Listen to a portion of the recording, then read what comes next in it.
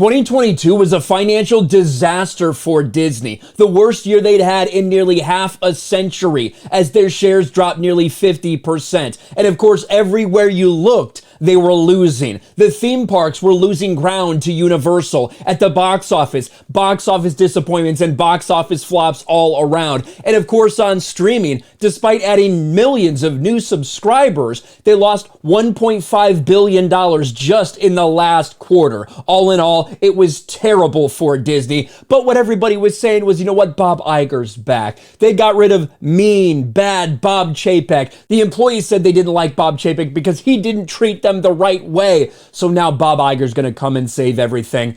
Well, it looks like the employees at Disney are still not happy with the new leadership because, let's just face it, it's not any different than it was before. Disney World employees set to reject $1 per hour pay raise. Cast members, quote, facing extreme financial difficulties, including inflation. Yeah, you know, if you do look at our money, and now this is through no fault of Disney necessarily, but if you just look at what's going on in the economy, certainly your dollar is not worth nearly as much this year as it was a year or two ago. There's no doubt about that. And what did Bob Iger do? The guy who's supposed to come back in and be a man of the people. He's going to, make all the employees happy again. He says, you know what? For you minimum wage workers, we'll give you another $1. How does that sound? Disney employees are not happy.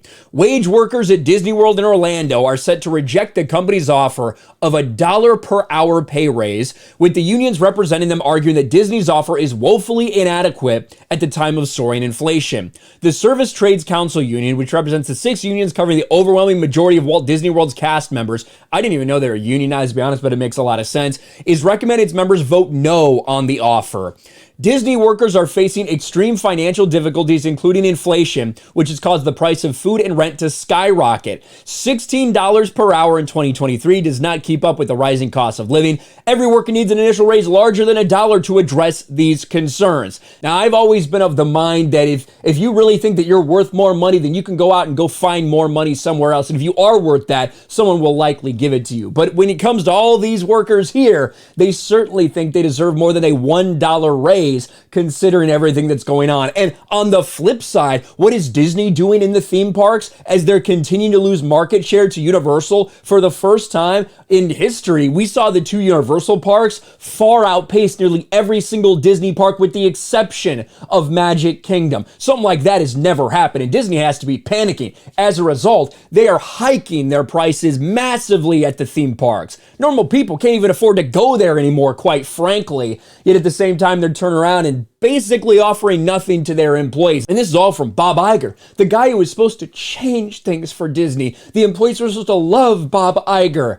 And of course, what's he also now doing? He's ending remote work. Now, what did people say about Elon Musk when he said we're ending remote work? Oh, that's just the worst thing ever. Well, now Bob Iger's doing the same thing in a desperate attempt to get more value out of what's happening at Disney, because right now, it cannot be understated what hard financial times Disney's undergoing right now. After having to close a lot of stuff down during the pandemic, that of course, no fault of their own necessarily. One of the reasons Bob Iger likely stepped down and then decided to come back now. They still have some debt from that Fox purchase that they made a few years ago. And now with all the bad news they got in 2022, they're having to tighten the belt way up. Financially, Disney is in trouble. Bob Iger orders Disney at-home employees to work in the office 4 days a week. I don't think there's anything wrong with that. I think that a lot of people should be working in an office. I don't think everyone's suited for remote work. I know that some people are going to do really well remote work-wise. Like, for real, a lot of people will perform even better at working remotely. They'll be more efficient. They'll get stuff done quicker. But for a lot of other people, that's simply not the case. People are not the same. You can't manage people exactly the same. But it looks like Bob Iger's making them come back into work for the sake of creativity and because they need to get more work out of them. All of this is just so funny to see because Bob Iger was deemed this hero, and especially by a lot of employees at the theme parks who said that Bob Chapek, he was mistreating us. It's not fair. He doesn't value us. Well, now the new leadership is back with Bob Iger, and it's exactly the same. And in fact, you could argue it's continuing to get worse, at least from their perspective. But these are the types of things that have to happen when you run a company nose first into the ground by focusing on woke identity politics instead of entertaining people. So now Disney's desperate to find a way to stop spending so much money and to be more efficient with the money that they're putting out there. Let me know your thoughts in the comment section below. Smash a like button, subscribe to the channel, ring the bell for notifications, share this video out there, and I'll talk to you later.